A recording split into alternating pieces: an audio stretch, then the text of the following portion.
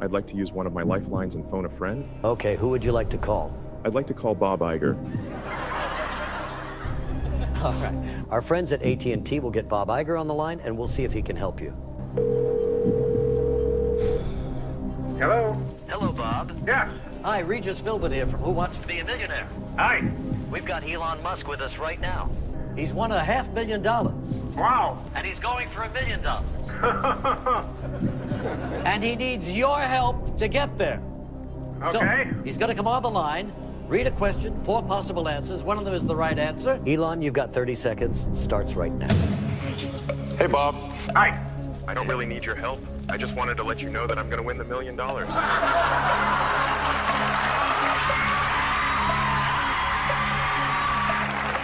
Go fuck yourself. He's won $1 million.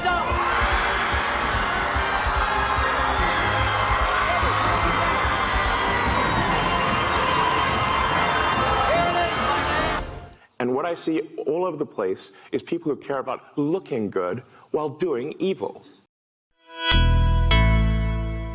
Disney is under investigation for DEI practices, and I think that is a good thing. We have watched the Walt Disney Company under Bob Iger absolutely destroy everything that was Walt Disney's legacy.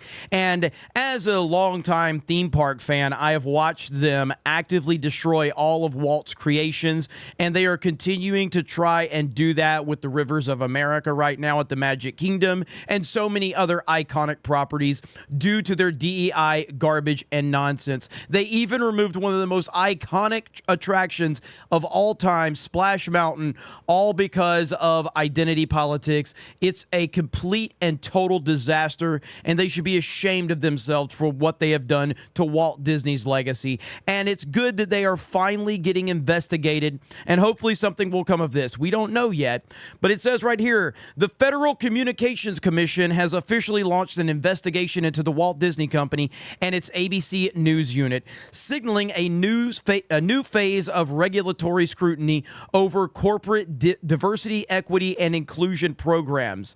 The probe, initiated under the leadership of the newly appointed FCC chairman Brendan Carr, is part of a broader federal effort stemming from an executive order signed by President Trump in January. And yes, this is exactly why companies like Disney did not want President Trump to win. This is exactly why.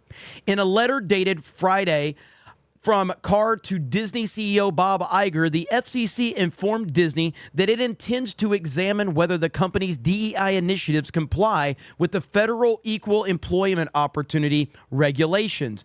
Specifically, the letter raised concerns on whether certain DEI policies at Disney and ABC may constitute invidious discrimination in violation of FCC rules. We are reviewing the FCC letter, and we look forward to engaging with the commission to answer its questions, a Disney spokesperson told CNBC in response to the announcement. The investigation follows a similar inquiry launched in early February into Comcast and NBC Universal. Both actions are part of a coordinated federal push to scrutinize diversity-based corporate practices, particularly those tied to hiring, training, and internal promotions. Under the January executive order, each federal agency was instructed to identify up to 9 potential civil compliance investigations into publicly traded companies, nonprofits, and other entities, including universities and government contracts.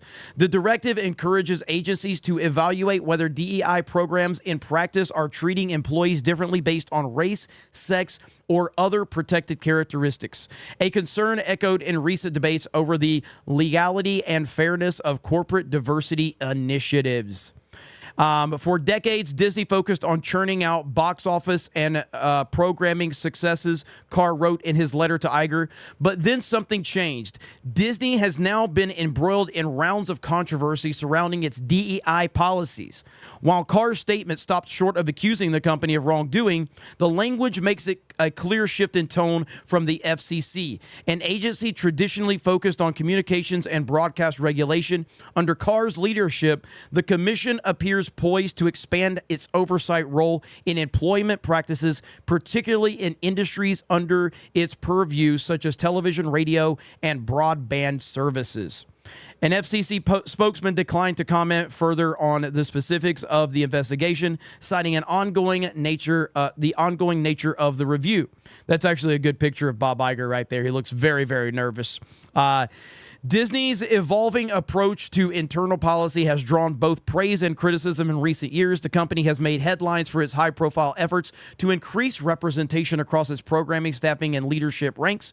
While advocacy groups have applauded those initiatives, others have raised questions about whether the implementation of such policies aligns with the federal non-discrimination standards. Changes to Disney's public-facing DEI branding, such as the quiet retirement of the Reimagine Tomorrow and Stories Matter initiatives, have already been the subject of independent reporting. And that's interesting because the Reimagine Tomorrow situation was a disaster for Disney. Remember, we removed all of the gendered greetings in relationship to our live spiels. So we no longer say ladies and gentlemen, boys and girls. We've provided training for all of our cast members in relationship to that. So now they know it's hello everyone or hello friends. We are in the process of changing over those recorded messages. And so many of you are probably familiar when we brought the fireworks back to the Magic Kingdom.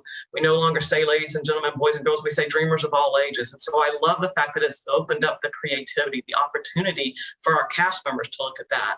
We have our cast members working with merchandise, working with food and beverage, working with all of our guest facing areas where perhaps, we want to create that magical moment with our cast members, with our guests.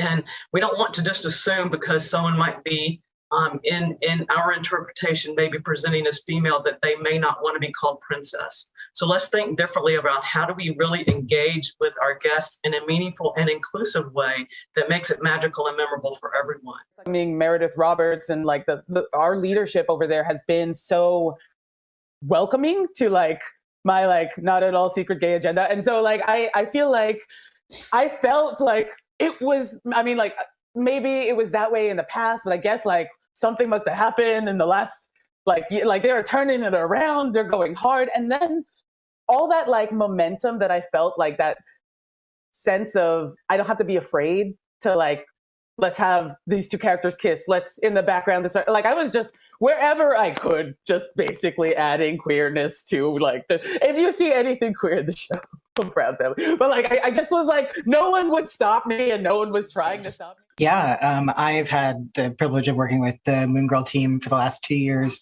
and they've been really open to exploring queer stories. And I'm on the production side. Part of the work that I feel like I can put in is making sure that we take place in modern day New York. So making sure that that's an accurate reflection of New York. So I put together a tracker of our background characters to make sure that we have the full breadth of expression. And we got into a very similar conversation, Carrie, of all of our gender nonconforming characters are in the background. And so it's not just a numbers game of how many LGBTQ plus characters you have. We got the further, the more centered a story is on a character, the more nuanced you get into their story. And especially with trans characters, you can't see if someone is trans. There's not one way to look trans. And so kind of the only way to have these canonical trans characters, canonical asexual characters, canonical bisexual characters is to give them stories where they can be their whole selves. I don't know what the investigation is going to ultimately show us, but when you just approach something with common sense, we as fans have seen the DEI nonsense destroy this company, destroy the creativity of this company, destroy so many of it. And you can ask theme park fans how they feel about what DEI has done to the theme parks. Walt Disney World is the single most visited place in the entire United States of America. It's the biggest single site employer in the United States of America. It's the #1 tourist destination in the United States of America. and it has been destroyed. And Universal Studios has picked up a lot of momentum. Now, in terms of sheer numbers, and we cover a lot of this over on our Park Hopping channel because we have a theme park channel here at Geeks and Gamers, but in terms of sheer numbers, Universal is just not in the same galaxy as Disney, because Disney has 4 theme parks. They have, I think, 30 resort hotels. They have the wide world of sports. They have downtown Disney, which is now called Disney Springs. They have 2 water parks. They have a golf course. It's insane. Walt Disney World is twice the size of Manhattan. It's unbelievable. But in terms of market share, Universal Studios has definitely hit Disney pretty significantly in recent years. And now, with them opening up Epic Universe here in just about 2 months, that's going to put another hit to Disney with what's happening in the theme park side of things. Now, on terms of the movies and TV side of things, we've all seen that disaster and what they've done from that perspective, and how much they have ruined the Marvel Cinematic Universe, how much they've ruined Disney Star Wars, and so many other things that we have enjoyed. So there's no doubt about it. On top of that, we saw the firing of Gina Carano. The firing of Gina Carano is probably the single most obvious thing that we have seen from the Walt Disney Company in terms of their DEI bullshit. Now, Rachel Zegler did actual damage to the movie that she was involved in. Actual real damage.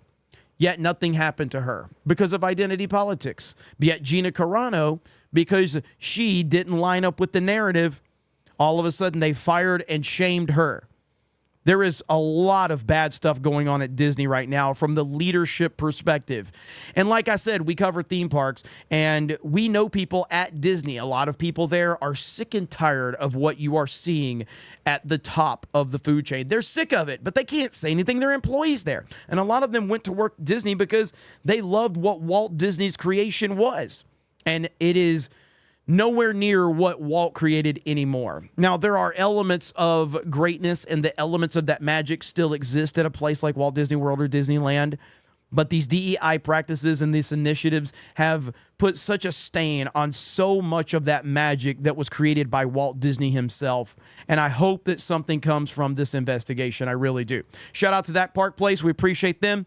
Also, check out metapcs.com. If you're interested in a new PC or a laptop, use the promo code 199 if you're interested. We appreciate you guys and gals going over there and checking them out. You guys have a great day. Thank you very much for checking out this video, and we will talk to you later.